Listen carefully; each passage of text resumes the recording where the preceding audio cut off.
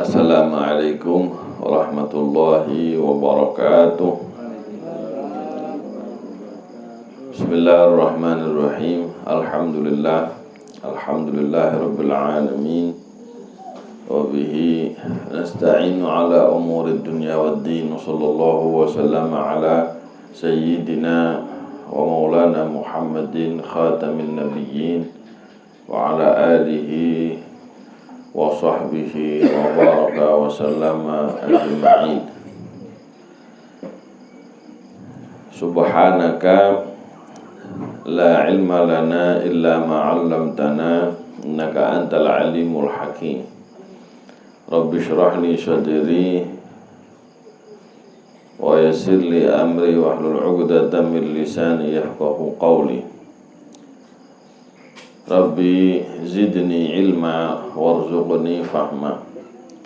Allahumma inna nas'aluka fahman nabiyyin wa hifdzal mursyidin wa ilhamal malaikatil muqarrabin. Allahumma qina bil ilm wa zayyinna bil hilm wa akrimna bit taqwa wa jammilna bil afiyah. Allahumma akrimna bi nuril fahmi wa akhrijna min dhulumatil wahm. Ya Fattah ya Alim, ya Fattah ya Alim, iftah alaina fathan qariba, waftah alaina fathan mubina birahmatika ya arhamar rahimin. Amma ba'du, alhamdulillah, ma'asyiral ikhwan hadirin al hadirat rahimakumullah. Alhamdulillah, nikmat dari Allah Subhanahu wa taala kita bisa kembali mendapatkan anugerah, taufik, inayah dari Allah Subhanahu wa taala setelah didahului oleh hidayah untuk bisa sama-sama kembali melanjutkan program mingguan kita, untuk sama-sama kita belajar, mengenal dan lebih menggali tentang sejarah Nabi kita Muhammad sallallahu alaihi wasallam, yang mana kehidupan beliau itulah yang menjadi patokan, yang menjadi sumber inspirasi, karena beliau dinyatakan sama Allah Subhanahu wa taala, wa ma yantiqu 'anil hawa in huwa illa wahyu yuha. Nabi sallallahu alaihi wasallam Allah nyatakan tidak pernah berbicara, tidak pernah berucap dalam rangka menyalurkan hawa nafsunya, ya. Akan tetapi itu semua yang beliau sampaikan, yang beliau lakukan adalah wahyu yang diwahyukan oleh Allah Subhanahu wa taala. Nah, dari situ apapun yang terjadi, ya, itu benar-benar layak untuk dipelajari, layak untuk direnungi, dan puncak dari itu semua agar kita bisa mengikut, ya, mentauladani Nabi kita Muhammad sallallahu alaihi wasallam.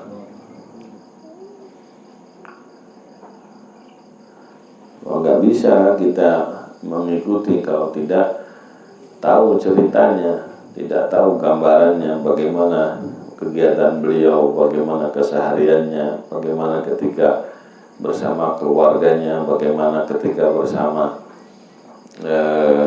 para sahabatnya, dengan musuhnya, dengan segala macam jenis manusia. Allah Subhanahu wa taala berikan contoh, ya, prototipe idealnya itu semuanya ada. Nah, sketsa gambarannya ada dalam kehidupan Nabi kita Muhammad SAW. Tinggal permasalahannya, ya, setelah itu, setelah Allah berikan yang seperti itu tadi, nah, kita mau nggak mempelajarinya, mau nggak mengambil mutiara-mutiara ilmu dan hikmah di balik setiap peristiwanya, ya, karena dinyatakan sama para masyayikh kita, dinyatakan oleh para ulama. Nah, kalau kita belajar dari madrasah Muhammadiyah, ya, dari sang guru, ya, yang paling besar, yang paling agung dalam sejarah kemanusiaan, sang pengajar, sang pendidik yang paling luar biasa. Kalau langsung di madrasahnya beliau, dalam sirahnya beliau kita nggak bisa mengambil pelajaran, maka mau disekolahkan kemana lagi kita ini? Kayaknya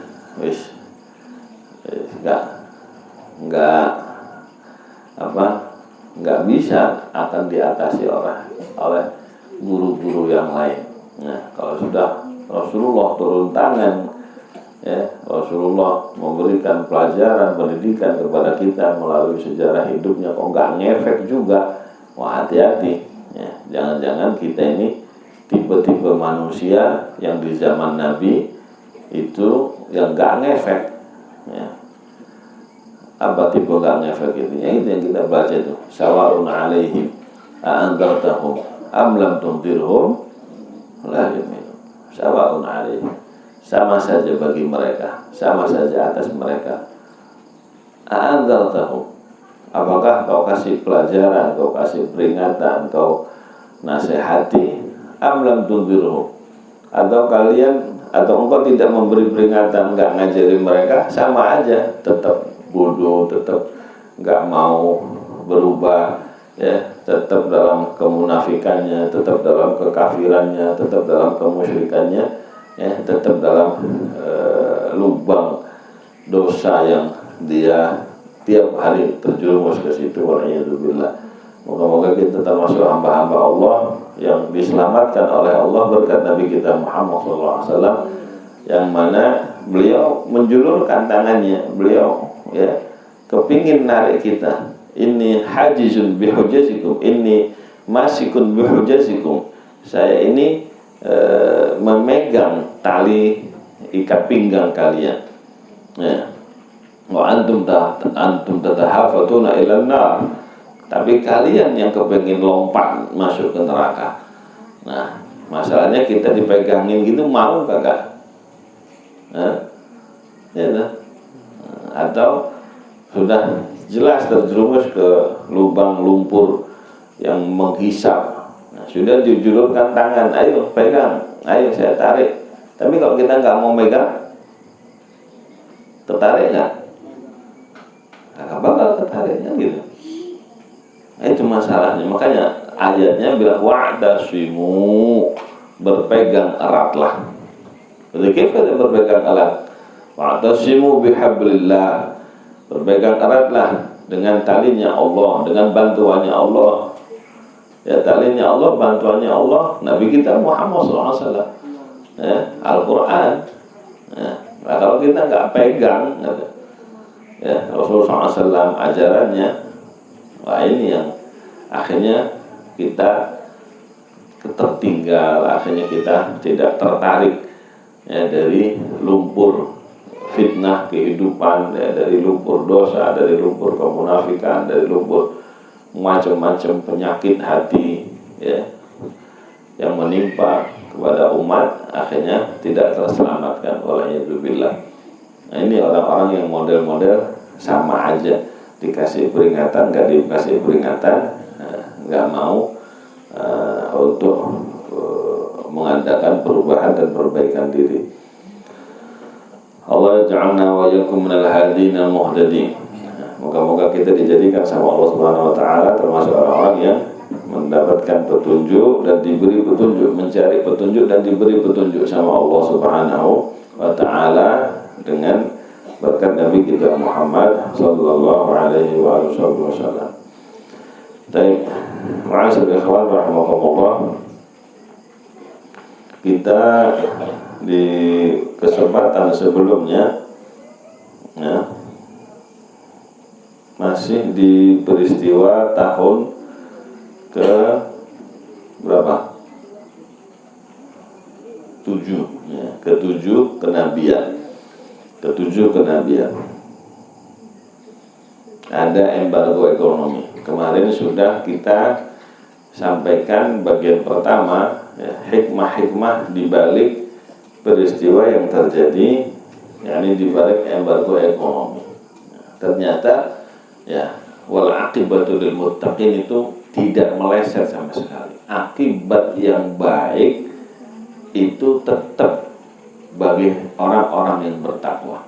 Itu orang yang bertakwa biasa saja mendapatkan akibat yang baik ya, dari setiap kejadian. Loh, bagaimana kalau yang mengalami kejadian Sayyidul Muttaqin Nabi kita Muhammad Sallallahu Alaihi Wasallam? Kayaknya di embargo, kayaknya beliau yang kelaparan, tapi yang diuntungkan siapa? Gitu. Kayaknya Rasulullah kalah, kayaknya gitu, tertinggal, mengalami kesusahan. Tapi justru di balik itu semua Allah punya cerita lain. Ya, Allah punya cerita. Nah, justru itulah yang menyebabkan setelah embargo ekonomi, banyak orang Arab akhirnya kenal sama ajaran Rasulullah, bahkan tidak sedikit setelah itu banyak yang masuk Islam.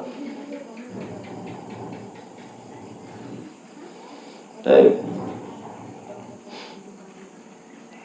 Kalau hikmah yang berikutnya,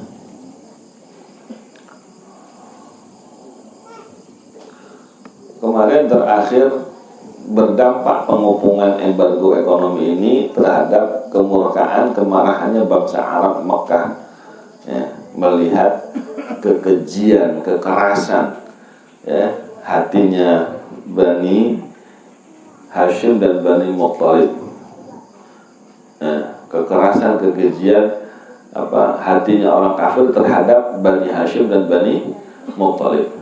Nah, sampai-sampai begitu selesai ya embargo ekonomi ini, aqbalan nasu 'alal Islam. Akhirnya banyak orang yang mulai memperhatikan Islam, mulai serius ya menggali tentang Islam. Itu biasanya terjadi setelah kesulitan. Nah, ini sama. Wa kana 'amilan qawiyyan min 'awamil intishar da'wah al-islamiyah aqsa ma arada za'ma usyirk tamaman. Nah, jadi embargo ekonomi ini menjadi faktor yang paling menentukan untuk tersebarnya ajaran Islam. Nah, berbeda, tidak sesuai dengan yang diinginkan oleh orang Quraisy itu sendiri. Mereka kepingin kalau sudah tertindas ya udah habis gitu ya. Islam itu udah nggak ada lagi. Tapi justru begitu dipencet, nah, malah meleduk, menyebar kemana-mana Islam. Orang jadi tahu semua. Nah ini subhanallah.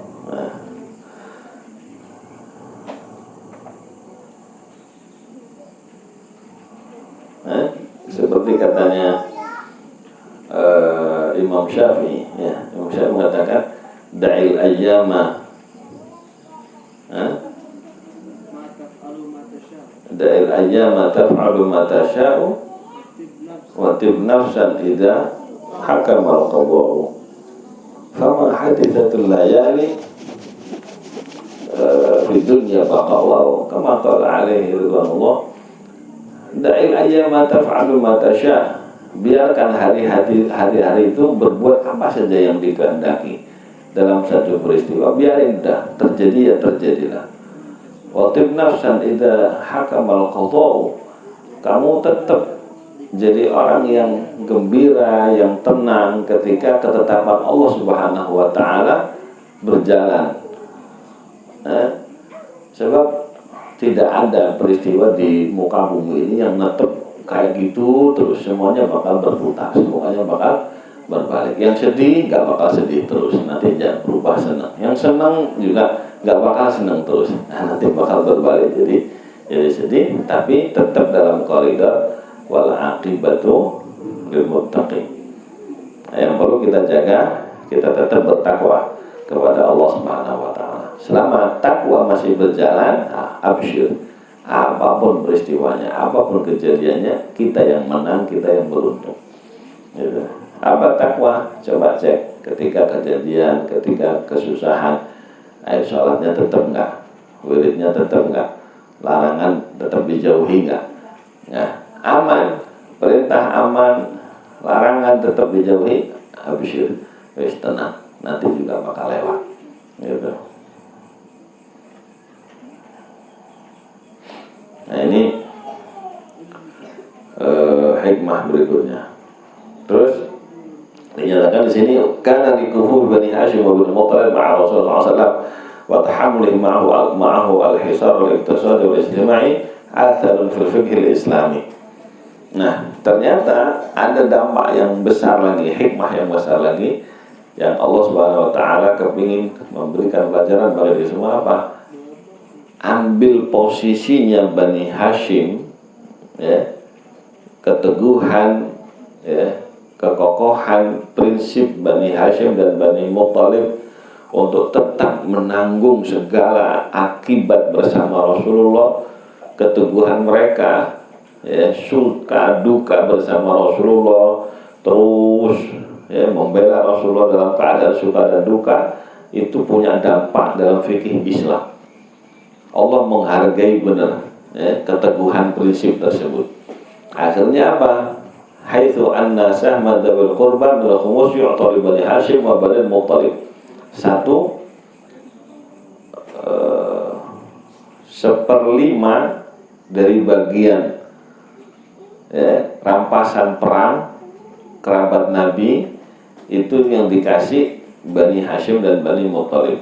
Wa dzawil qurba, dzawil qurba ini 1/5-nya adalah Bani Hashim wa Bani Muttalib. Sebagaimana dalam ayat wa'lamu anna ma ghanimtum min syai'in fa'ana lillahi khumusahu wa lirrasuli wa dzil qurba. Nah, dzil qurba ini siapa? Yani Bani Hashim dan Bani Muttalib dapat jatah dari Allah. Karena apa? Mereka dulu teguh pendirian, terus bersama Rasulullah, senang maupun susah. Gitu. Nah, terus tidak hanya mendapatkan jatah rampasan perang, dalam sholat, ya, dalam sholat setiap umat Islam sholat wajib bersolawat dan salam kepada Bani Hashim dan Bani Muttalib. Berapa tuh pahalanya? Gitu. Berapa tuh pahalanya itu? Berapa umat sejak zaman Nabi sampai zaman kita sekarang yang sholat dengan wa ala ali sayyidina Muhammad, Bani Hashim dan Bani Muttalib. Makanya dalam riwayat innahum lam yufariquna fi jahiliyatin wala Islam. Sebab mereka tidak pernah berpisah dengan kami, kata Rasulullah. Baik di masa jahiliyah maupun di masa Islam, mereka tetap bersama dengan Rasul Sallallahu Alaihi Wasallam. Moga-moga kita juga terus tetap istiqomah, ya. Satu kalimat yang kemarin waktu multaqo, ya, alumni dengan guru kita Sayyidil Habib Hamid Naqib hafizahullah ta'ala wa ayyadahu bis-sihah wal afiyah. Ada kalimat dari alumni kemarin, ya, yang benar-benar membuka pemahaman kita. Jadi jangan dikira kita ini terpisah, ya, terputus dengan Nabi kita Muhammad SAW. Terputusnya kita itu apa? Itu kayak cerita kemarin ketika Ramadan disuruh belanja, ya, semuanya kebeli, ada roti, ada kue, ada gorengan, ada ini. Yang nggak ada kurma, yang nggak ada kurma. Masya Allah, beliau galau, sedih.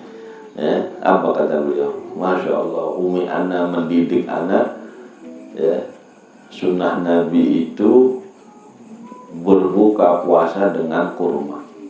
Sejak kecil anak amalkan dan nyambung sama Rasulullah melalui sunnah ini, berhubungan sama Rasulullah melalui. Jadi kita menjalankan sunnah itu menjalin ikatan, ma'asyar ikhwan, menjalin hubungan. Nah, menjalin apa? Satu persambungan. Semakin kuat, semakin dekat, maka nggak heran, ya, kalau Rasulullah gampang memberikan bisyarah, datang dalam mimpi, datang. Tapi kalau hubungan kita, ya, putus-putus kayak kabel, ya remong-remong akhirnya. Gitu. Jadi jangan dikira kita jauh dari Rasulullah SAW. Enggak, kita yang menyebabkan terhalang karena perbuatan kita ninggal sunnah, tidur kita tidak sesuai dengan sunnah, bangun kita nggak sesuai dengan sunnah, pakaian kita nggak sesuai dengan sunnah, makanan kita, wailah semuanya bisa, ya, semuanya bisa berhubungan dengan Nabi kita Muhammad SAW. Ini manfaatkan itu, ya, ambil hubungan, ambil kedekatan dengan Rasulullah SAW. Yang lain nggak perlu. Kalau sudah dekat sama Rasulullah, semuanya bakal mendekat ke kita, ya, dunia akhirat Allah bikin dekat gitu. Nah, ini karena mereka keluarga Nabi, kerabat Nabi ini mendekat kepada Nabi, akhirnya Allah kasih anugerah yang besar gitu ya. Nah, ini jangan lupa ya, dalam segala aktivitas kita, ibadah maupun adat. Ibadah apalagi sunnah-sunnah jangan ditinggal. Nah, apa kata beliau? Itu yang mutusin hubungan anak dengan Rasulullah. Nah, biasanya buka nyambung sama Rasulullah. Nah, ini gara-gara nggak ada ke rumah ente kagak beli, ente mutusin hubungan. Wah, masya Allah. Nah, kita kan selama ini diajarkan apa sekarang coba? Ajaran yang nggak benar ini. Alah sunnah aja kok. Ini pelecehan. Ente nggak ngerti itu sunnahnya siapa. Ente nggak ngerti berhubungan sama siapa, kedekatan sama siapa. Orang sekarang punya kedekatan dengan jenderal, dengan pejabat aja senangnya. Oh bangga, tenang, karena itu mah paman aneh, itu kerabat aneh. Itu dekat sama siapa? Pejabat duniawi dia. Ya. Loh, ente nggak kepingin apa? Punya kedekatan dengan Rasulullah, ya, dengan orang-orang yang dekat sama Rasulullah. Ada syaraf yang hakiki, Rasulullah. Ini kalau kita nggak paham, itu ninggal sunnah. Loh, ente ninggal pengajian itu loh. Masya Allah, ninggal majelis sholawat, majelis maulid, majelis burda, ditinggalin loh. Na'udzubillah. Ya, ini makanya anugerah besar. Alhamdulillah ala hadhihi ni'mah. Allah yutimmaha 'alaina wa 'alaikum insyaallah. Moga-moga senantiasa disempurnakan dan ditambah sama Allah Subhanahu wa taala. Wah, asal kita syukuri, kita benar-benar hayati. Ya, orang kepengen begini begitu, mendekat cari muka, sikut-sikutan, hanya kepengen dekat ke pejabat, ke bos, ke yang punya duit. Berapa sih duitnya? Itu. Ini nggak ada sudah. Pintunya Allah yang paling enak, paling gampang melalui Nabi kita Muhammad Sallallahu Alaihi Wasallam. Nggak pakai ribut, nggak pakai sikut-sikutan. Ya, inti sholawatannya perbanyak, inti sunnah-sunnahnya amalkan. Rebutan sama siapa? Hah? Siapa yang gangguin? Gak ada ya bahlul. Ngapain itu sikut-sikutan urusan dunia? Sudah enak sudah sama Rasulullah. Kita aja ngerasakan segini aja sudah masya Allah. Terus nggak kepikiran aneh-aneh. Orang sekarang masya Allah tiap hari pengen nyari ini nyari itu, ngerasa nggak cukup. Itu kalau dekat sama Rasulullah apanya dicukupin sama Allah Taala dan Rasulnya. Selama kita punya hubungan baik gitu. Hubungan kita melecehkan sunnah Nabi, meninggal sunnah Nabi nggak ngerasa nyesel, kayaknya nggak berharga bagi kita. Gitu. Ini yang perlu kita perbaiki. Ini yang mahal, ajaran yang mahal. Kita dikenalkan dengan Nabi kita Muhammad Sallallahu Alaihi Wasallam. Ya tadi pagi saya ngaji, masya Allah, boro-boro kenal sama Nabi, sama sahabat Nabi nggak kenal, sama ulama nggak kenal. Itu yang setingkat sama satpamnya aja nggak kenal, apalagi masuk ke dalam-dalam. Nah, paham ini paham. Ya, disyukuri, dihayati. Kita datang ke majelis mendengarkan kayak begini nih, ada masya Allah anugerah besar.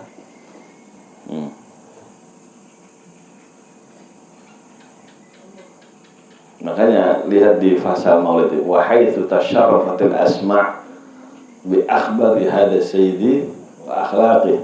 Dan ketika kuping kita ini jadi mulia, kapan itu? Sebab kita menyimak, mendengar kabarnya Rasulullah. Orang tiap hari dengar kabar, breaking news, hot news. Kabarnya siapa? Ada ribut tiap hari melihat update status, kabarnya siapa? Kabar Rasulullah nggak ada sama sekali dalam kehidupannya. Lu ini yang paling manusia yang paling mahal nggak ada.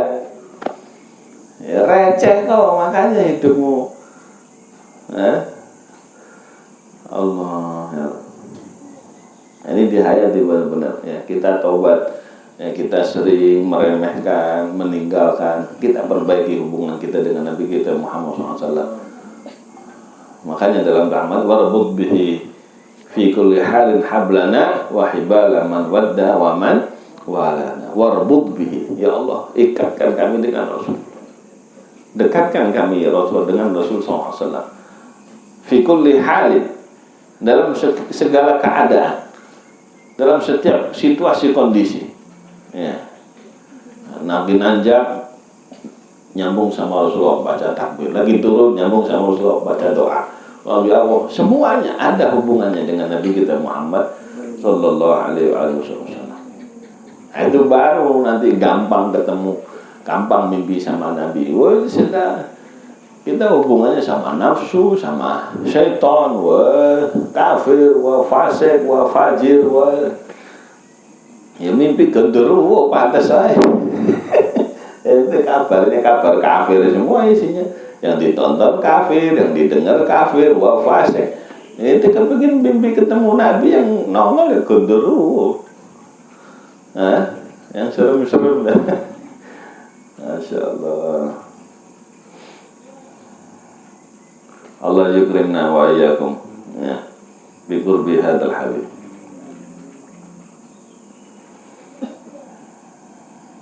Baik.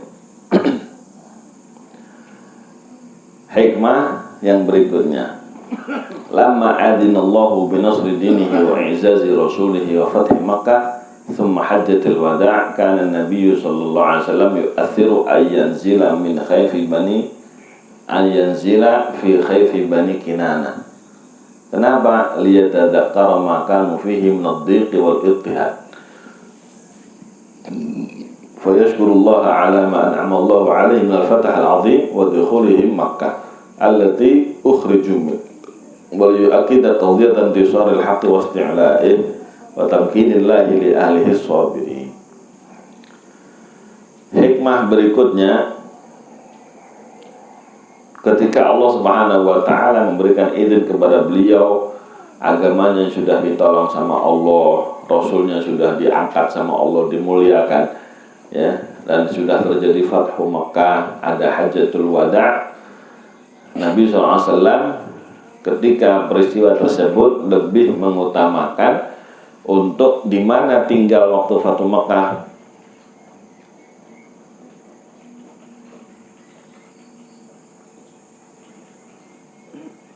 Nginep di mana waktu Fathu Makkah.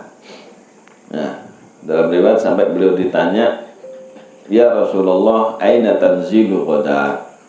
Ya Nabi, di mana besok engkau akan nginep, turunnya di mana waktu haji? Ya, karena kan Rasul sudah diusir dari rumahnya. Wah, beliau sudah tinggalkan itu semua karena Allah Ta'ala dan Rasulnya. Ternyata apa? Beliau milih tinggal di lembah Bani Kinana. Kenapa? Liyatadzakkara ma kanu fihi min ad-dhiq wal ittihad. Milih tinggal di situ supaya mengingat-ingat masa lalunya, yang mana dulu awal-awal Islam ya, lagi tertekan, lagi sempit, lagi susah, ada di lembah itu. Ya, lembah Bani Kinana ini lembah Syekh Abi Thalib.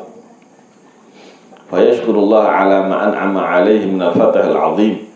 Nah, sehingga beliau bisa bersyukur kepada Allah atas nikmat yang beliau berikan, yakni mendapatkan kemenangan yang besar dan bisa masuk ke kota Mekah yang mana tadinya beliau diusir dari Mekah, ya, dikeluarkan dan hijrah dari Mekah. Wali akid qadhiyat intisarul haq wa isti'la'ihi wa tamkin ahli as-sabirin. Nah ini, dan juga untuk menekankan bagaimana kebenaran itu pasti akan ditolong sama Allah, pasti akan menang, ya, walaupun tadinya kekufuran itu menguasai, menekan, menghimpit sampai beliau kepepet di Syi'ib Abi Thalib. Nah, nanti bakal dibalik ceritanya sama Allah. Nah, untuk mengenang itu waktu Hajatul Wada beliau tinggal di situ. Nah, untuk mengenang peristiwa masa lalunya tadi. Wa dzalika anna Bani Kinanah halafat Quraisyan ala Bani Hashim alla yubayyi'uhum wa la ya'wuhum. Nah, ini kenapa? Ya, sebab Bani Kinanah itu bersumpah, ya, terus untuk menentang orang Quraisy yang melawan Bani Hashim. Bani Kinanah tetap setia, ya, bersama Bani Hashim. Padahal orang Quraisy berjanji tidak mau jual beli, tidak mau melindungi mereka, tapi Bani Kinanah ini masih tetap, akhirnya diingat-ingat itu sama Rasulullah, tinggal di tempatnya mereka. Qala Az-Zuhri wal Khaif al-Wadi. Khaif Bani Kinanah ini lembahnya Bani Kinanah. Nah, ini pelajaran bagi kita, ya, apa? Ya, jangan lupakan sejarah kita dulu bagaimana. Nah, awal-awal sebelum kita bisa, ya, ngaji enak kayak sekarang, gitu. Nah, itu nikmat dari Allah Subhanahu wa taala, kita masih bisa tetap istiqomah sampai sejauh ini. Ada anugerah. Nah, dulu mah boro-boro ada siaran. Nah, kita habis maulid, habis ini, ya, Masya Allah. Nah, itu perlu disyukuri, perlu diingat. Jadi kalau kita nggak tahu harganya nikmat, akhirnya nggak bisa bersyukur. Dari mana asal mulanya itu? Semuanya diawali dari kesabaran. Semuanya diawali dari keteguhan dan keistiqomahan. Tanpa keteguhan, pendirian dan istiqomah, tanpa kesabaran, nggak bakal ada yang namanya kemenangan dan kesuksesan. Gitu. Nah, ini Rasulullah ngajarin ini, lihat, awalnya kayak begini, nggak tahu-tahu Fathu Mekah gitu aja. Enggak. Ya, sama kita Darul Futuh awalnya bagaimana? Nah, itu sekali-sekali nanti perlu kita ngaji di, rumah yang gubuk, rumah yang mono, gitu. Ini bersyukur kok, ngaji udah enak pasti dah. Kalau kita dulu di mana tinggal, ya, ini Rasulullah ngajarin kita, ya, untuk menghargai, ya, mengenang, perjalanan sejarah, sehingga kita bisa bersyukur kepada Allah Subhanahu wa ta'ala. Yang terakhir, ala kulli sya'bin min fi ayyi waqtin yas'a li tatbiqi syar'illahi alaih. Bagi setiap kelompok, setiap orang, setiap individu itu wajib untuk berusaha menerapkan ajaran Allah Subhanahu wa taala.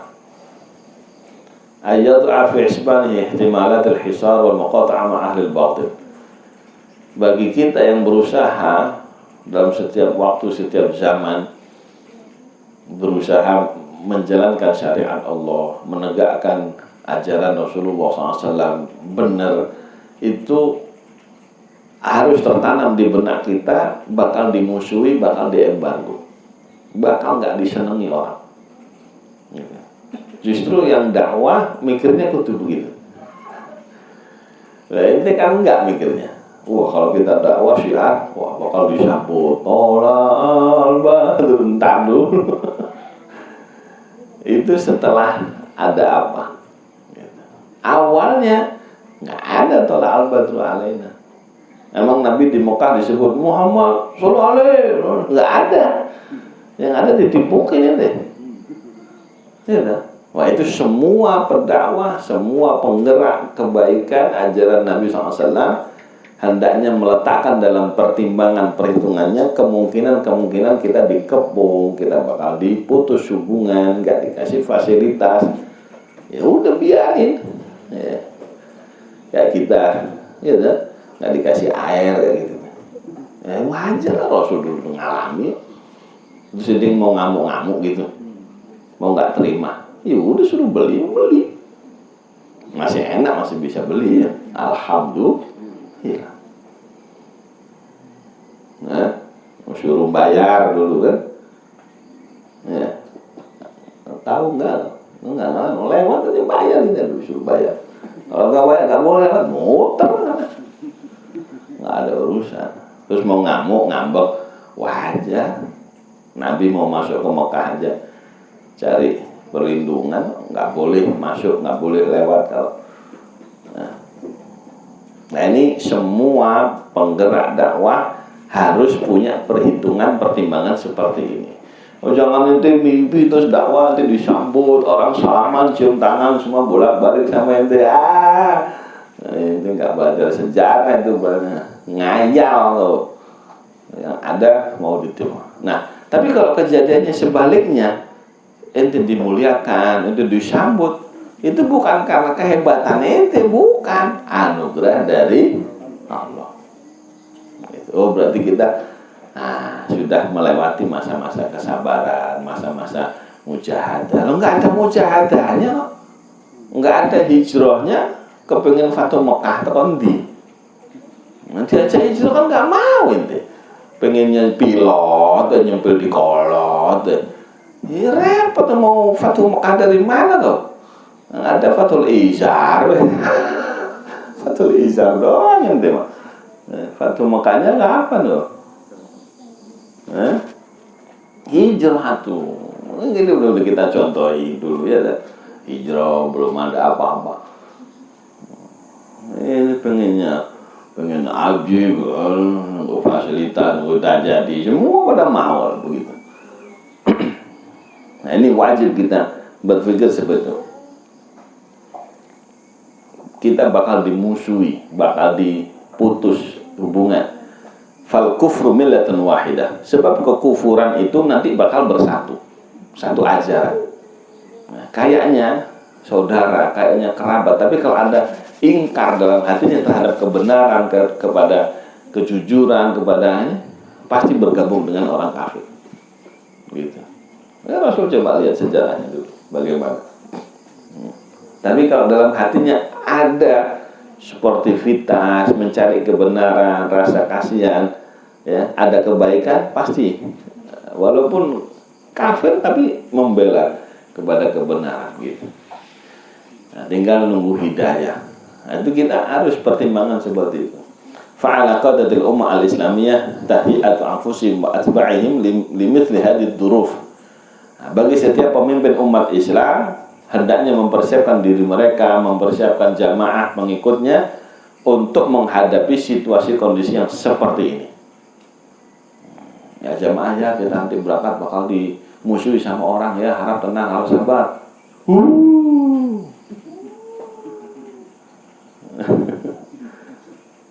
Itu belajar sirah tuh, ya dah. Wa alaihim wad'ul hulul al-munasibah laha idza hasalat, dan wajib atas mereka meletakkan ya jalan keluarnya yang sesuai, yang yang pantas ya, dengan akhlak, dengan adab ya. Idza hasalat, kalau memang benar terjadi, nah apa penyelesaiannya yang baik.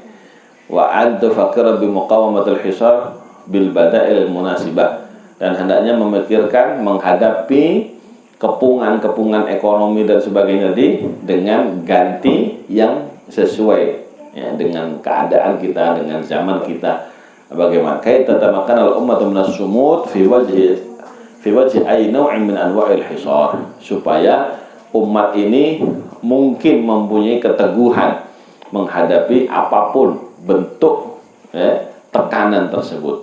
Kita ditekan apa ya, diisukan apa, difitnah apa, tetap teguh pendirian, jaga ketakwaan, jaga akhlak, jaga adab. Nah itu harus ada di dalam benak pemikiran kita kalau memang ingin mengaku sebagai pejuang Nabi kita Muhammad SAW, mengaku murid-murid Nabi Muhammad SAW. Nah, tapi kalau memperjuangkan nafsu, wah, nggak bisa, nggak terima, wow, ribut akhirnya.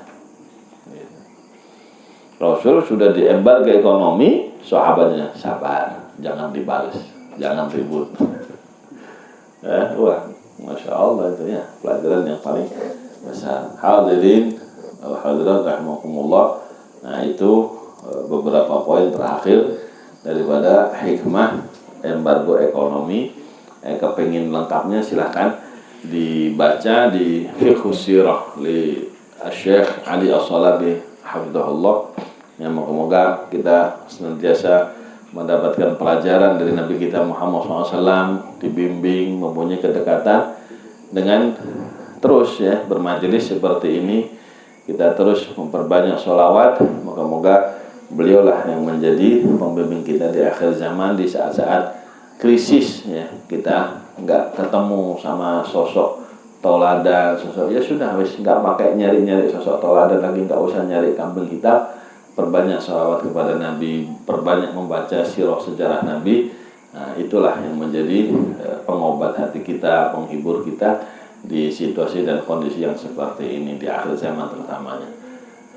Wa ma taufiqi illa billah, alaihi tawakkaltu wa ilaihi unib. Wa sallallahu ala sayyidina maulana Muhammad wa ala alihi wa sahbihi wa baraka wa sallama. Walhamdulillahi rabbil alamin. Taqabbalallah.